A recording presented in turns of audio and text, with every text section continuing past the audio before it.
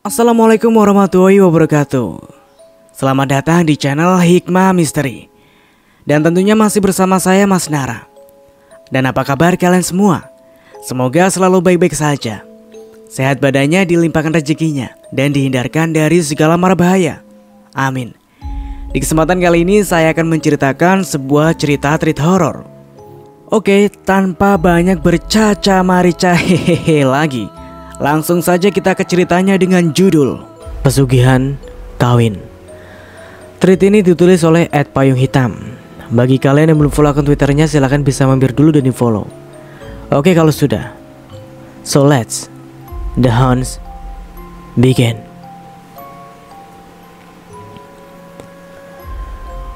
Lagi-lagi terjadi sesuatu di desa kecil di Indonesia. Danu, pemuda pengangguran yang kerjanya waktu ada panggilan saja. Seperti mungkin ada orang mau pasang pipa, gali tanah, sambung kabel, dan lain-lain. Karena desanya yang kecil itulah lapangan pekerjaan sedikit banget. Ditambah lagi Danu cuma tamatan SD. Itu mereka yang pilih untuk nggak lanjut berpendidikan. Malah teman Danu yang bernama Rian justru nggak pernah makan bangku sekolah. Memang di desanya Mas Danu ini banyak sekali pemuda yang nganggur dan kerjanya cuma serabutan. Mungkin karena faktor lingkungan itu berpengaruh untuk gak lanjutin pendidikan. Jadi suatu saat ada panggilan pekerjaan yang lumayan menjanjikan buat Mas Danu dan dua temannya, Mail dan Rian. Tawaran ini disampaikan dari seorang sepuh desa. Ya bisa dibilang orang yang dielu-elukan karena beliau tokoh agama atau ahli agama lah pokoknya. Panggilan sepuh ini Mbah Ar. Waktu itu tahun 2000, waktu Mas Danu masih jadi bujangan. Awalnya Mas Danu lewat depan rumah Mbah Ar. Disitulah dipanggil Mas Danu yang awalnya disuruh betulin pipa paralon di rumah Mbah Ar yang bocor. Mbah Ar ini laki-laki ya. Selesai kerja, Mbah Ar ini ngajak ngopi sambil ngobrol-ngobrol dengan Mas Danu di teras rumah Mbah Ar. Yang intinya Mbah Ar ini nawarin buat kerja di tempat pengobatan tradisional. Ya cukup menjanjikan penjelasan dari Mbah Ar, karena Mas Danu juga butuh pekerjaan. Akhirnya tanpa babi bu, Mas Danu langsung nerima tawaran itu. Besok setelah sholat Jumat, ajak teman-temanmu. Kita pergi ke sana, biar Mbah kenalin sama pemilik pengobatannya. Ajak Mbah Ar pada Mas Danu. Setelah pamit, Mas Danu langsung sampaikan ajakan Mbah Ar ini ke temannya Mail. Kemudian disusul jalan berdua ke rumah Rian. Sampai di sini. Oke, sampai di sini aku bakal ceritain dari sudut pandang pertama Mas Danu ya. Ya biar kalian juga gampang ngerti alurnya. Oke. Sudut pandang Mas Danu. Memang apa saja kerjanya, Nu? Terus berapa lama kita bakal kerja? Nah, gajinya berapa tuh? Tanya Rian waktu aku baru sampai di rumahnya untuk ajak dia kerja. Ya aku belum jelasin sih, tapi itu bisa dijelasin nanti di tempat kerjanya. Yang penting kamu mau apa enggak? Yang namanya kerja udah pasti dibayar lah, Mail. Habis ini kita ke tempat Rian. Jelas aku bersemangat. Ya udah, yuk, aku ikut. Kapan lagi ya kan? Daripada nganggur, kata Mail. Setelah itu, barulah kita samper Rian di rumahnya. Dan aku ngejelasin kayak apa yang aku jelasin ke Mail tadi. Rian sama semangatnya dengan aku dan Mail. Dan kita sepakat bertemu Mbah Ar esoknya setelah sholat Jumat. Ya ampun, kalian jalan kaki? Sambut Mbah Ar dari dalam rumahnya ngelihat aku, Rian, dan Mail di depan rumahnya. Kami baru saja selesai sholat Jumat saat itu. Jauh loh lokasinya. Maksud saya bawa kendaraan supaya saya bisa antar kalian. Jelas Mbah Ar yang kebingungan. Akhirnya karena Mbah Ar gak mungkin ikut jalan kaki dan beliau pun gak punya kendaraan, kami diberi secari kertas berisi alamat yang beratasnamakan Bu Nining. Untuk cari sendiri lokasinya ya bagaimanapun kami harus tetap berangkat.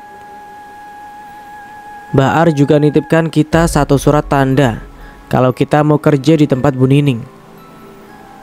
Mau gak mau, kita harus berangkat ke sana dengan usaha sendiri.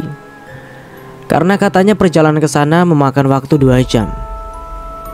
Setelah mikir, akhirnya kita sepakat numpang mobil pick up orang yang searah jalannya. Sudah sampai di lokasi sesuai arahan Bahar. Tapi menurut sopir pick upnya, desa ini masih masuk ke dalam. Cuma jalanan setapak menuju ke sana. Akhirnya kami turun, dan jalan lumayan jauh ke dalam. Sempat terbesit di pikiran kami, siapa yang mau datang ke sini untuk berobat? Apalagi kerja. Lokasi yang masuk ke perkebunan dengan jalan yang sempit pula, jauh dari permukiman warga. Gak lama setelah itu, kami lihat ada bangunan seperti perumahan yang aku kira itu awalnya pondok pesantren. Ya, betul. Inilah lokasi kami bekerja. Tapi bukan pondok pesantren ya, cuma bangunannya saja yang serupa. Kami mengetuk pintu bangunan itu dan menanyakan kejelasan alamat ini dengan seseorang yang membukakannya, entah siapa itu. Apa betul ini yang dimaksud Mbak Ar? Ternyata betul. Akhirnya sore itu kami sampai juga setelah perjalanan jauh. Dipanggilkan Bu Nining dengan orang yang menyambut kita tadi. Setelah itu kami menjelaskan kedatangan kami dan memperkenalkan diri, memberi kertas titipan Mbak Ar dan langsung dipersilakan masuk oleh Bu Nining. Ini tempat apa ya, Bu? Pondok ya? Tanya aku waktu dipersilakan duduk. Bukan, Nang. Ini tempat berobat, tapi bukan pengobatan medis. Jelas Bu Nining. Ya, dan aku pun paham. Di sini ada pekerjaan untuk kami kan, Bu? Kira-kira pekerjaannya apa ya? Tanya aku berusaha membuka pertanyaan. Iya betul. Tapi sebelumnya, apa kalian sudah menikah? Masih berjaga maksud saya? Tanya Bu Nining. Aku, Rian, dan Mail agak terkejut. Kenapa hal seperti itu yang ditanyakan? Iya Bu, masih. Memangnya kenapa ya? Tanya aku agak terbata. Intinya Bu Nining menjelaskan itu cuma sekedar persyaratan untuk kerja di sini. Setelah kami diajak keliling ke tempat tersebut dan dijelaskan di sini pekerjaan kami hanya jadi pelayan. Aku awalnya bingung untuk melayani apa dan siapa. Akhirnya diajaklah kami ke lokasi lebih dalam dari lingkungan bangunan-bangunan menyerupai pondok pesantren itu. Bu Nining berhenti di depan ruangan kosong, yang ternyata di dalamnya ada ruangan berpintu lagi. Gelap dan remang-remang. Cuma mengandalkan cahaya lilin di beberapa sisi ruangannya. Saat itu juga kami dipersilakan duduk dan Bu Nining mengetuk pintu kamar tersebut. Dari ruangan itu muncul seorang perempuan berkerudung hitam. Ya, bukan kerudung muslim, tapi sekedar kain yang menutupi kepala tanpa tersibak sedikit pun. Yang dipanggilnya Nyai. Perempuan itu perlahan duduk di hadapan kami.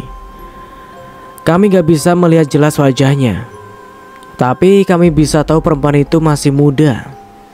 Terlihat dari kulit kencangnya di bagian bahu yang sedikit terlihat. Wanita itu cuma menggunakan jarik yang menutupi tubuhnya dari dada sampai lutut. Bu Nining akhirnya menjelaskan inti dari pekerjaan kami. Jadi kami diminta melayani perempuan itu layaknya suami istri. Sontak kami terkejut awalnya. Ya karena betul-betul kita bertiga yang melayani perempuan itu secara bergantian.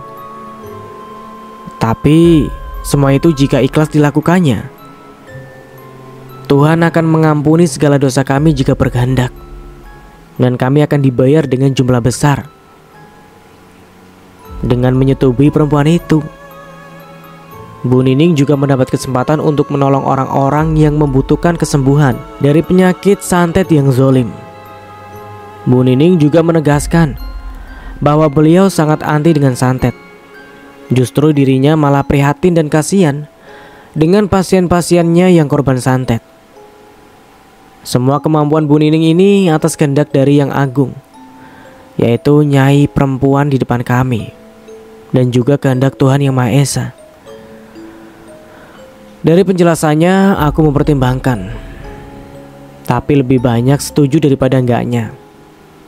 Cuma beberapa keanehan saja yang bahkan gak bisa menggoyahkan ketekatanku untuk menyetujui tawaran ini. Mulai dari gaji dan tubuh perempuan belia ini yang kelihatannya betul-betul seksi dan menggoda. Kami siap melakukan apapun. Akhirnya kami pun bertiga sepakat. Setelah itu Bu Nining menanyakan usia kami. Rianlah yang paling tua di antara kami. Jadi malam itu juga, deal, langsung dipersilakan kami melakukan hubungan intim dengan perempuan itu secara bergantian di dalam kamar di ruangan itu. Dari Rian, kemudian aku, lalu Mail. Kalian tahulah ya kayak apa hubungan suami istri itu. Jadi aku gak perlu berdetail lagi. Setelah berhubungan, aku ngerasa ada yang janggal. Tapi masih aku simpan sendiri perasaan ini. Waktu di kamar aku lihat betapa cantiknya Nyai ini. Tapi setelah selesai aku sesekali mau membayangkan lagi. Tapi justru yang aku ingat malah sosok mengerikan. Tubuhnya hitam tertutup bulu dengan wajahnya merupai wanita tua. Kami selesai di hari pertama itu kira-kira jam 1 atau jam 2 malam. Kita sudah disiapkan kamar oleh Bu Nining untuk istirahat setelah bekerja. Di sana kami bertiga ngobrol sebelum tidur. Aku mengeluh soal apa yang aku bayangkan soal Nyai. Kenapa aku sama sekali gak bisa mengingat rupanya yang cantik itu. Dan ternyata begitu juga dengan Mail dan Rian. Mereka sama-sama sulit mengingat sosok cantiknya. Tapi malah yang teringat sosok menyeramkan. Di sini kami baru berasumsi kalau jangan-jangan Nyai itu bukan manusia. Kami berpikir apa kita dijadikan suguhan untuk jin, atau kita dijadikan tumbalnya untuk jin peliharaan Bu Nining. Bisa jadi seperti itu. Aku merasa semakin yakin kalau sambil membayangkan rupa Nyai harusnya cantik, malah jadi mengerikan itu. Oke, sebelumnya aku ingatkan di sini ya. Mas Danu dan 3 orang temannya memang sangat awam dengan hal ini. Ya, ditambah mereka masih sangat polos waktu itu. Jadi apa yang dihadapannya asalkan enak seperti makanan atau perempuan, ya nggak nolak. Apalagi ada upah untuk menghabisinya. Kita takut, tapi kita bercanda nakal soal ini. Oke, lanjut. Kapan lagi kita dapat uang sebanyak ini? Lagian udah enak, dibayar juga lagi. Kata Mail. Iya ya. Kapan lagi? Udahlah, kita nikmati pas di dalam kamar aja. Selesainya yang penting uang. Pulang ke desa bawa uang banyak. Jelas aku. Udah mantap juga Nyai itu. Cantik, seksi, udah betul. Gak usah dipikirin pas udahannya. Yang penting balik kampung kaya toh. Tutup Rian yang juga setuju dengan aku dan Mail. Kami masih berpikir bingung soal resikonya. Akhirnya besok paginya kita tanya ke Bu Nining.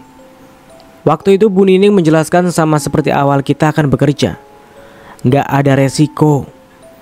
Bu Nining menekankan kembali bahwa yang kita lakukan justru bisa menutupi dosa. Itu hal yang lazim dilakukan. Dan kalau kita misalnya mau berhenti dari pekerjaan ini, kita sendiri yang harus mencari penggantinya. Dengan syarat yang sama, yaitu laki-laki perjaka dan belum menikah. Pekerjaan ini cuma bisa dilakukan pada hari Jumat saja. Jadi waktu kita mau melakukannya, ya lakukan, nanti kita dibayar. Tapi kalau sudah nggak mau melakukannya, seperti yang dibilang, harus dapat pengganti dari kita. Soal umurnya yang buat aku terkejut. Sebetulnya Nyai berumur ratusan tahun. Nyai bukanlah manusia.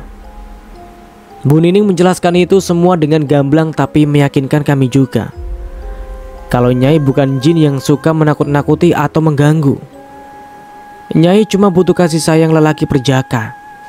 supaya Nyai bisa memberikan kekuatan untuk Bu Nining untuk menyembuhkan orang-orang dari jeratan teluh dan santet. Dari penjelasan Bu Nining, aku merasa berat buat tanya soal sosok hitam berbulu lebat yang selalu terlintas di pikiran kami. Tapi aku mengurungkannya, karena Bu Nining terlihat menghormati sang Nyai. Singkat cerita, kami akhirnya memutuskan untuk pulang ke desa dan diperbolehkan oleh Bu Nining.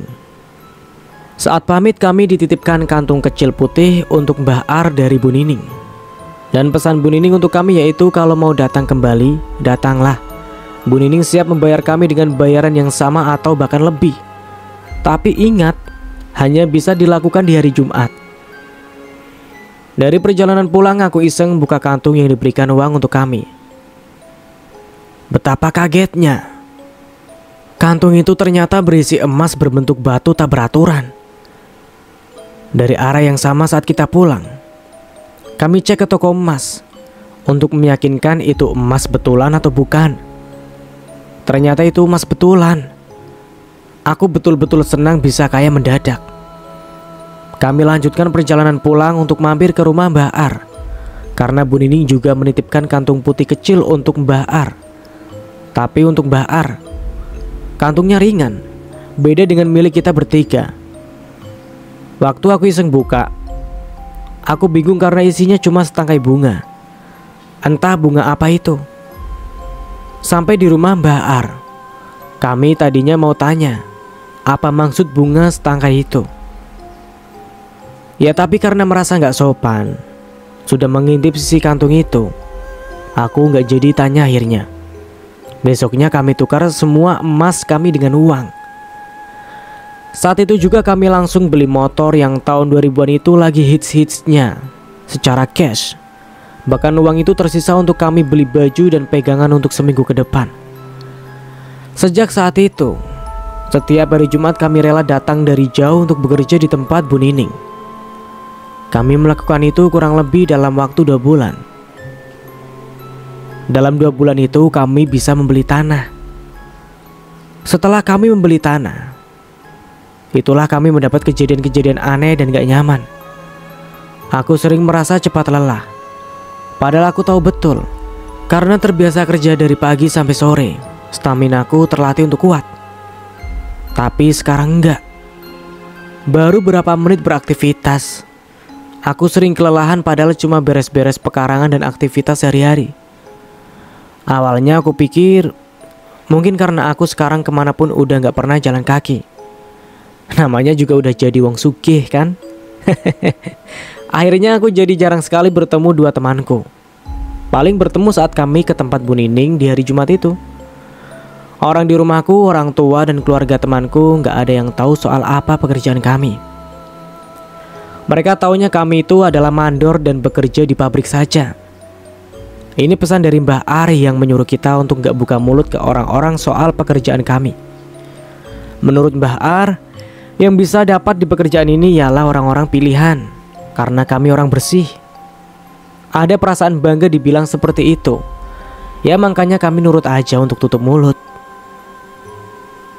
Beberapa bulan kemudian, fisik kami sama sekali gak sanggup untuk ke tempat Bu Nining. Kadang aku datang sendiri, kadang cuma berdua, atau bahkan temanku saja yang datang. Aku banyak makan, karena aku sering kelaparan tapi gak pernah merasa kenyang. Aku bisa makan sampai 5-6 kali dalam sehari. Tapi semakin hari tubuhku semakin kurus. Gak sampai kurus banget, tapi dari sebelumnya aku kelihatan lebih kurus. Aku sempat periksa ke dokter untuk kontrol gizi, tapi tetap saja aku gak ada perubahan walaupun sudah diberi pengarahan. Karena putus asa menganggap penyakit ini serius dan gak wajar, aku mengajak Rian dan Mail untuk bertemu orang pintar. Perasaanku ini ada hubungannya dengan pekerjaan dari Bu Nining. Saat kami berobat ke orang pintar, kami sama sekali gak cerita soal Bu Nining, karena ingat pesan Mbah Ar. Dari penerawangan orang pintar ini, banyak anak-anak kecil tanpa kepala. Anak-anak itu ikut kemanapun kami pergi. Bahkan mereka ada di sini sekarang. Anak-anak ini gaib. Mungkin kami gak bisa melihat, tapi mbah orang pintar ini bisa melihatnya. Kira-kira jumlahnya 7 atau 6 anak sedang duduk di belakang kami. Aku dan Rian kurang percaya. Akhirnya orang ini merapal mantra pada segelas air. Lalu air itu dioleskan ke mata kami. Walau dalam mata tertutup, kami bisa melihat keberadaan mereka. Betapa terkejutnya yang dibilang orang pintar ini betul. Banyak anak-anak tanpa kepala. Karena gak tahan melihat kengeriannya, aku langsung melotot dan sosok anak kecil itu hilang. "Dari mana bocah ini?" tanya orang pintar tersebut. Nadanya terdengar serius. Lalu kami diam 1000 bahasa. Setelah itu, orang pintar ini menjelaskan kalau anak-anak ini bukan karena kami ketempelan. Anak-anak ini datang dan kondisinya terawat. Tepatnya anak-anak ini seperti dipelihara. Orang pintar itu meyakinkan kami kembali. "Apa kalian sengaja memelihara?" Sontak kami betul-betul gak bisa menjawab. Aku tetap gak mau mengungkap keadaan yang sebenarnya. Kami berlagak gak tahu menahu apapun. Karena kami bungkam, akhirnya orang pintar tersebut gak bisa bantu apapun, gak menemukan solusi apapun. Anak-anak ini adalah jin bertuan. Mereka bakal pergi kalau disuruh orang tuanya pergi. Orang pintar ini hanya bisa mengusir jin tak bertuan. Orang pintar tersebut gak tahu harus berbuat apa. Alasan kami cepat capek dan selalu lapar tanpa kenyang. Karena anak-anak itulah yang menyerap sari-sari tubuh dari kami termasuk energi. Ya, jadi selama ini kami makan juga untuk makan mereka, menurut penjelasan dari orang pintar tersebut. Karena gak ketemu solusinya, kita sepakat ke rumah Mbah Ar untuk mengeluhkan ini. Dari Mbah Ar, akhirnya kami ke tempat Bu Nining untuk membicarakannya lebih detail. Aku lumayan kesal dengan Bu Nining karena beliau gak menjelaskan tentang bagian ini. Aku yakin banget anak-anak ini tuh ikut karena tugas kami melayani Nyai.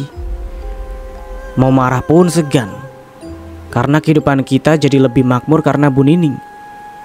Biarpun keadaan fisik kami dibilang sangat miris. Dengan santun Mbah Ar menjelaskan protesan ini dan tunduk dengan Bu Nining. Kami bingung karena Mbah Ar jauh lebih sepuh secara umur daripada Bu Nining. Tapi ya biarlah, mungkin memang watak Mbah Ar seperti itu. Tanggapan Bu Nining dengan santainya bilang, "Bocah-bocah ini datang untuk menjaga kalian. Mereka gak berbahaya." Dari penjelasan jelas berbeda dari yang dijelaskan orang pintar kemarin. Efek dari anak-anak itu betul buat kami gak punya gairah hidup. Ini malah menuju fatal. Aku akhirnya memutuskan untuk di hari itu juga aku putus kontrak dengan Bu Nining. Aku mau memulai hidup yang normal lagi. Bu Nining setuju dengan syarat terus mencari pengganti kami. Karena tanpa pengganti kami, Bu Nining gak akan bisa melepas anak-anak tersebut dari kami. Yang lebih mengejutkan menurut Bu Nining, ternyata anak-anak itu adalah anak hasil hubungan kami dengan Nyai. Anak itu dihasilkan dari sperma kami sendiri. Walaupun mereka bukan manusia, kami tetaplah bapak dari anak-anak tersebut.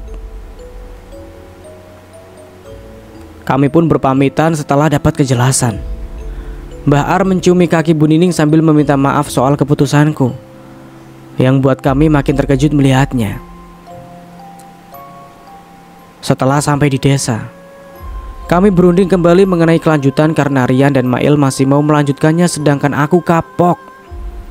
Aku kembali ke rumah Mbah Ar untuk membantuku mencari pengganti. Karena aku pun ingin lepas dari bocah-bocah gak jelas itu. Aku akhirnya jarang bertemu dengan kedua temanku semenjak beda keputusan.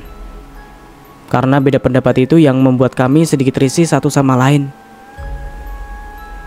Setelah beberapa hari, Mbah Ar akhirnya menemukan pengganti untukku. Ya, sebut saja namanya Wisnu. Kami akhirnya berangkat ke tempat Bu Nining bertiga. Sampai di sana, Bu Nining menyiapkan segala untuk upacara pelepasan. Prosesinya mengharuskan aku dikubur dengan kepala tetap di atas tanah. Aku dikubur semalaman dan paginya tubuhku bakal dimandikan dengan Bu Nining. Setelah semalaman, tubuhku dimandikan dengan air bunga melati dicampur jeruk purut. Entah maksudnya apa. Selesai dari itu aku dipersilakan untuk pulang.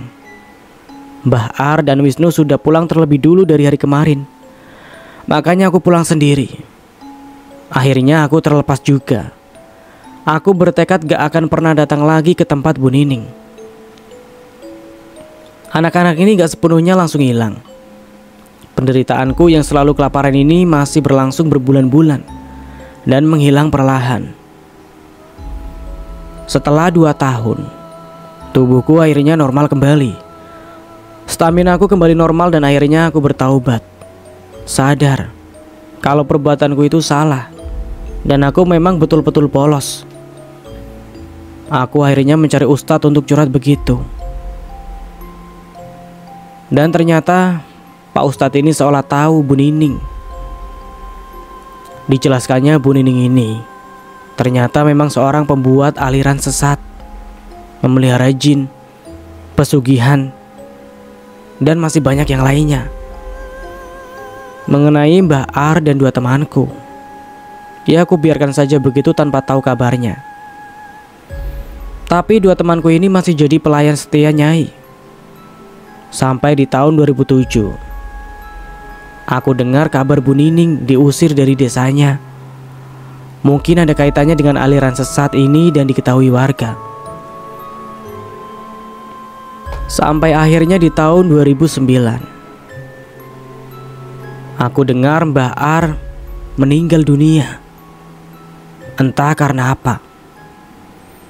Tapi memang beliau sudah sangat sepuh.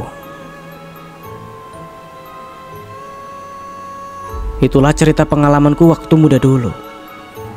Dan sekarang aku sudah taubat dan gak akan lagi mau mengikuti aliran gak jelas. Nah, dan begitulah akhir dari cerita pesugihan kawin. Dari saya mohon maaf bila ada salah kata. Akhir kata, wassalamualaikum warahmatullahi wabarakatuh. Sampai jumpa di video berikutnya.